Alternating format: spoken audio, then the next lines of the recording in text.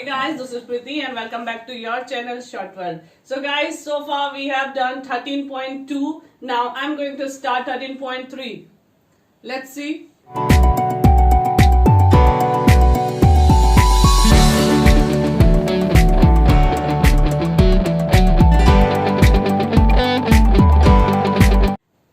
First of all, in 13.3, we are going to recast one figure into another figure. I mean to say, जब भी हम एक figure को दूसरे figure में चेंज करते हैं, लाइक सिलेंडर को हम चेंज कर रहे हैं, मेल्ट करके चेंज कर रहे हैं कोन में, या कोन को चेंज कर रहे हैं हम स्फीयर में, तो हमेशा इनका वॉल्यूम इक्वल होता है. तो इसी तरीके के क्वेश्चंस हम इसमें करने जा रहे हैं. Let's start the question. A metallic sphere of radius 4.2 cm is melted and recast into the shape of a cylinder of radius 6 cm. Find the height of the cylinder. First question आपके पास है, आपके पास एक sphere है जिसकी की radius 4.2 centimetre है और आपने इसको रिकास्ट किया और एक सिलेंडर में चेंज कर दिया. सिलेंडर की रेडियस आपको गिवन है, आपको हाइट फाइंड आउट करनी है. तो जब भी हम, जैसे कि मैं पहले भी आपको बता चुकी हूँ, जब भी हम एक फिगर को दूसरे फिगर में कन्वर्ट करते हैं तो उनका वॉल्यूम हमेशा सेम रहता है. तो इसका वॉल्यूम हम निकालेंगे, volume of sphere equal to 4/3 pi r cube. Is that clear? ये आपका वॉल्यूम ऑफ स्फीयर है 4/3 पाई आर क्यूब. और स्फीयर सिलेंडर का आपके पास वॉल्यूम होता है, volume of cylinder is equal to pi r square h. अब मैंने जैसे बोला कि जब हम इसको कन्वर्ट करेंगे इसमें तो दोनों का वॉल्यूम क्या होगा, इक्वल होगा. तो हम इसको रख लेते हैं equal. 4/3 pi r cube is equal to pi r square h. R इसका रेडियस है और स्मॉल आर जो है सिलेंडर का रेडियस है. यहां से पाई कैंसिल हो जाएगा, पाई और पाई दोनों कैंसिल आउट हो गए. बचा हमारे पास 4/3 आर क्यूब. आर की वैल्यू मैंने रखी 4.2 into 4.2 into 4.2 is equal to r square. R है आपके पास 6 इंटू 6 और बचा आपके पास एच. अब मुझे क्योंकि एच की वैल्यू निकालनी है तो मैं ये 6 और 6 को इसके नीचे लेके आ जाऊंगी. तो ये हमारे पास बना 4/3 into 4.2 into 4.2 upon 6 into 6. Is that clear? यहां पे आप इसको कैंसिल आउट कर सकते हैं. 6 से कैंसिल करेंगे तो ये हो जाएगा 0.7 करेंगे. 3 से कैंसिल करूंगी तो यहाँ पे आएगा 1.4. मल्टीप्लाई करने पे आपके पास हो गया 7 इंटू 4 28. 2.8 मल्टीप्लाई 7 इंटू 14 1.4 तो ये हो जाएगा 0.98. इन दोनों को मल्टीप्लाई करेंगे आपके पास आया 2.744 सेंटीमीटर. ये आपकी आ गई सिलेंडर की height. Is that clear? Next question करते हैं. नेक्स्ट क्वेश्चन आपके पास है, metallic sphere of radii 6 centimetre, 8 centimetre and 10 centimetre respectively are melted to form a single solid sphere. Find the radius of the resulting sphere. इस question में हम करेंगे, हमारे पास 3 स्फीयर है, उन तीनों को हमने मेल्ट किया और एक सिंगल स्फीयर बना दिया. तो उन तीनों का जो वॉल्यूम होगा, हमारा जो स्फीयर होगा उस स्फीयर के बराबर होगा. Is that clear? तो हम देखते हैं, हमारे पास 3 स्फीयर है तो तीनों का volume of sphere is equal to pi 4/3 pi r cube. ये आपके पास स्फीयर का वॉल्यूम होता है. हमारे पास 3 स्फीयर है, तीनों स्फीयर का हम वॉल्यूम ले लेंगे 4/3 पाई r1 cube plus 4/3 pi r2 cube plus 4/3 pi r3 cube. Is that clear? r1, r2 and r3 respectively the sphere 1, 2 and 3, radius of 1, 2 and 3. तो पहले वाले का जो रेडियस है वो है आपका 6, दूसरे वाले का जो रेडियस है वो है आपका 8 और तीसरे का जो रेडियस है वो है आपका 10। That clear? इतना क्लियर है आपके पास? अब इन तीनों को हमने जब मेल्ट किया तो हमारे पास एक नया रिजल्टिंग स्फीयर मिला जो कि एक बड़ा, उसका हमें रेडियाई पता करना, रेडियस पता करना है। तो इन तीनों का वॉल्यूम हमारे पास किसके इक्वल हो जाएगा? जो हमने रिकास्ट किया है। यहां पे से 4/3 पाई को मैं कॉमन ले ली हूं, 6 cube plus 8 cube plus 10 cube is equal to 4/3 pi, और ये हो जाएगा जो हमारा नया स्फीयर बना है उसके वॉल्यूम के इक्वल। इतना आपको समझ में आया? 3 स्फीयर थे, तीनों को मेल्ट करा और एक बड़ा स्फीयर बना दिया। उन तीनों का जो वॉल्यूम है उसको हम ऐड करेंगे और उसका रिजल्ट जो है वो बड़े वाले स्फीयर के वॉल्यूम के इक्वल हो जाएगा। यहां से 4/3 कैंसिल, पाई से पाई कैंसिल, और इनकी वैल्यू आ जाएगी आपका 6 का क्यूब है आपके पास 216 plus 512 plus 1000 is equal to r cube. करूं इनको, ऐड करेंगे तो यहां पे हमारे पास आ जाएगा 1500 एंड 700, ये हो जाएगा 1728 is equal to r cube, और ये r is equal to cube root of 1728। 1728 का आप क्यूब कैसे निकाल सकते हो? 1728, ठीक है, आप 2 से डिवाइड कर कीजिए, 2 8 जा 16, 2 6 जा 12, 2 4 जा 8, 2 4 जा 2 3 जा 2 2 जा 2 2 जा 4 और 16, फिर आएगा आपका 2 1 जा 2, 2 8 जा 16, 2 5 जा 10 एंड 2 4 जा 2 7, 3 से डिवाइड होगा 27, ये हो जाएगा आपका 9 एंड देन 3 से 3 टाइम्स और 3 से 1 टाइम। ये आपका प्राइम फैक्टर्स आ गए हैं। इससे आप लोग जब भी हम क्यूब रूट निकालते हैं तो 3 का पेयर निकालते हैं, 3 का पेयर हम बनाएंगे। यहां से इन 3 में से हमने एक कॉमन लिया 2, इन 3 में से एक 2 और इन 3 से एक 3, तो ये जाएगा 2 2 जा 4, 4 3 जा 12,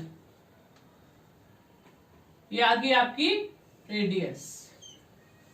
ये समझ में आया? प्राइम फैक्टर मुझे लगता है सबको आता होगा। तो हमने प्राइम फैक्टराइजेशन किया, उसके बाद 3 का ये पेयर बनाया और इन 3 में से एक 2 को लिया, इन 3 में से एक 2 को लिया, इन 3 में से एक 2 को लिया, तो हमारे पास से आ गए 2 2 जा 4, 4 3 जा 12 सेंटीमीटर।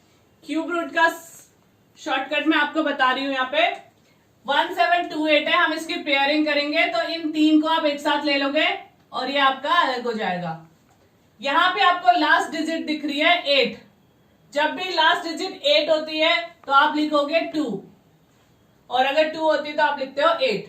क्लियर? अब आपने 2 लिख लिया, ये बचा 1। ये 1 किसके क्यूब के बीच में आता है? अगर मैं देखूं 1 का क्यूब होता है आपके पास 1 और 2 का क्यूब होता है आपका 8, तो हम इन दोनों के बीच में इसे रखेंगे, तो इसे लिखेंगे हम 0 और इसे लिखेंगे 10 एंड 20।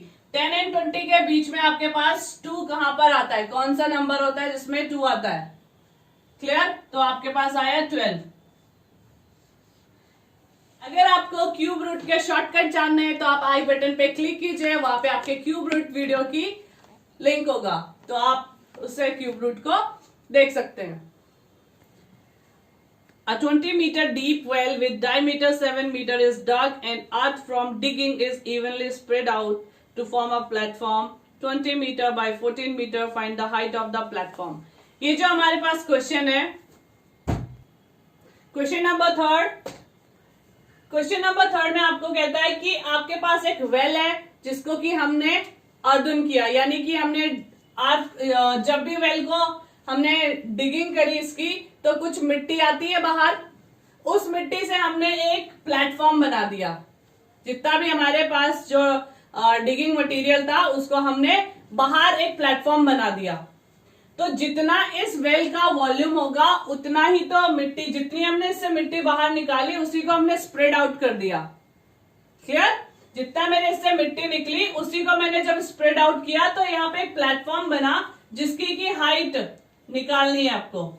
इसका आपके पास एल दे रखा है 22 मीटर एंड ब्रेथ दे रखी है 14 मीटर और हाइट आपको निकालनी है। तो इसका वॉल्यूम और इसका वॉल्यूम दोनों को हम इक्वल रख लेंगे। आपके पास इसका वॉल्यूम होगा volume of cylinder, volume of well लिख सकते हो आप, पाई आर स्क्वायर एच, और ये आपका बना cuboid, volume of platform L into b into h. अब क्योंकि दोनों का वॉल्यूम इक्वल होगा, volume 1 is equal to volume 2, तो ये आपके पास जो इसका डायमीटर है वो 7 है, तो रेडियस आपके पास हो जाएगी 7/2। तो volume 1 is equal to volume 2, value put करेंगे pi r square h is equal to l into b into h, pi 22/7, r है आपका 7/2 और एच है 20, एल है 22 और बी है आपका 14 और एच हमें फाइंड आउट करना है। यहाँ पे आप H1 और H2 कर सकते हो क्योंकि ये वाली हाइट जो है वो आपकी वेल की है और ये वाली हाइट जो है आपकी प्लेटफॉर्म की है। तो यहाँ पे हमने दोनों को H1 और H2 नेमिंग कर दी। तो यहां से आप H की वैल्यू निकालोगे तो 22 और 14 को आप डिनोमिनेटर में लेके जाएंगे। H is equal to 22/7 into 7/2, 7/2 into 20 और ये डिनोमिनेटर में आपके आ जाएगा 22 इंटू 14। इतना समझ में आया? इसे हम कैंसिल आउट कर लेंगे। 7 से 7 कैंसिल, 22 से 22 कैंसिल, 7 से 14 2 टाइम्स कैंसिल और 2 से 10 टाइम कैंसिल। तो H आपके पास आ गया 10/4। It means 5/2 that is 2.5 metre. Is that clear? हमारे पास वेल था, उससे जो हमारी मिट्टी निकली वो हमने एक प्लेटफॉर्म रेस कर दिया और उन दोनों का वॉल्यूम जो है वो इक्वल होगा। तो हमें इस प्लेटफॉर्म की हाइट बतानी थी और हाइट है इसकी 2.5 मीटर।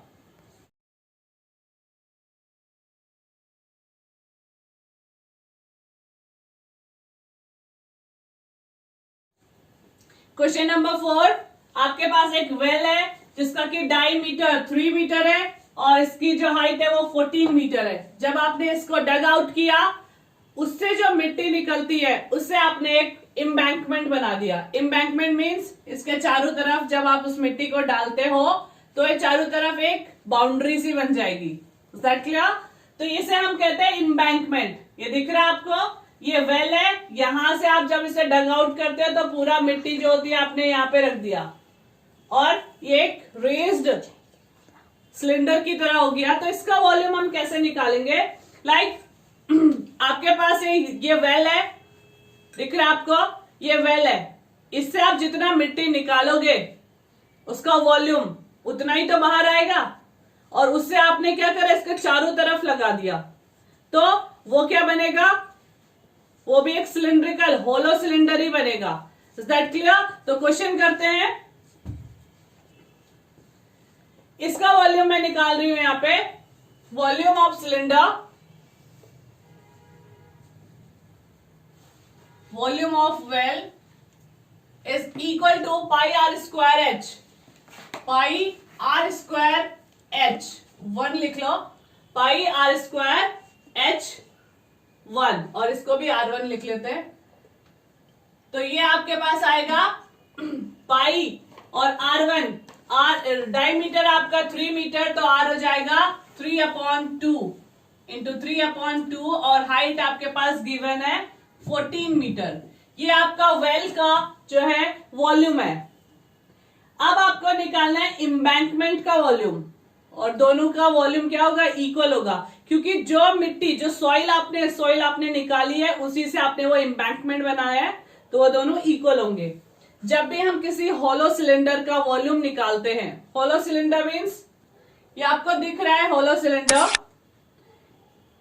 होलो मींस बीच में खाली है, यहां पर इसकी कुछ विड्थ है, तो 2 रेडियस हमारे पास आएंगी। ये इस तरीके का होगा,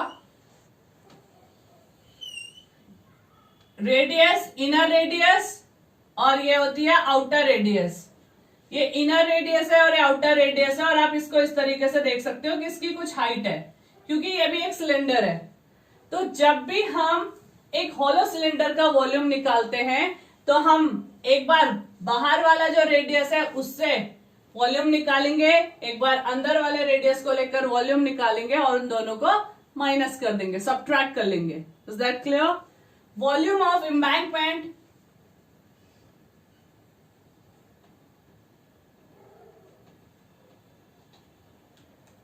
equal to pi r square h, R1 square h minus pi R2 square H.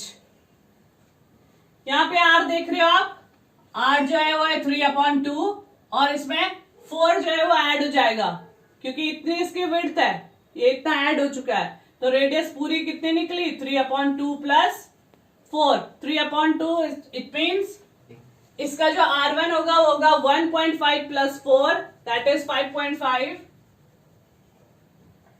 1.5 plus 4 ये हो जाएगा आपका रेडियस बाहर वाले का, और ये हो जाएगा आपका इनर वाले का रेडियस 1.5 स्क्वायर। पाई और एच हमारे पास कॉमन है, 1.5 यानी कि plus 4 5.5 whole square minus 1.5 whole square. Is that clear? इसे आगे सॉल्व करते हैं। ये आपका निकला एम्बैंकमेंट का वॉल्यूम, ये आपका है वेल का वॉल्यूम, क्योंकि दोनों इक्वल होंगे तो हम इन्हें इक्वल रखेंगे। ये हो जाएगा pi 3/2 into 3/2 into 14 is equal to pi h, हमें फाइंड आउट करना है। और यहां पर आप देख रहे होंगे a square minus b square, जब भी आपके पास होती है value a square minus b square तो आप इसको कैसे सॉल्व करेंगे? एक बार प्लस करके और एक बार माइनस करके। a plus b, a minus b हम फॉर्मूले से यूज करेंगे, या फिर आप इसका डायरेक्ट स्क्वायर भी कर सकते हो। 5.5 यानी कि 55 आप इसे ले लो, 55 का स्क्वायर। ऐसे नंबर जिनकी लास्ट डिजिट 5 होती है उनका स्क्वायर हम कैसे निकालेंगे? 5 का स्क्वायर होता है 25 और 5 से सक्सेसिव नंबर होता है 6, 5 6 30, तो इसका स्क्वायर 55 का स्क्वायर कितना है आपका? 30 25, और क्योंकि एक डेसिमल है तो आप इसके 2 के बाद डेसिमल लगा लीजिए। इसी तरह से 15 का स्क्वायर आपका बनेगा 225 और डेसिमल लग गया, तो इसे माइनस करेंगे तो ये आपके पास आ गया 28। That clear? तो हम यहाँ पे डायरेक्ट लिख लेते हैं 28। पाई से पाई कैंसिल और ये हो जाएगा h is equal to 3/2 into 3/2 into 14, और ये जो 28 था मैं इसे डिनोमिनेटर में लेके आ गई।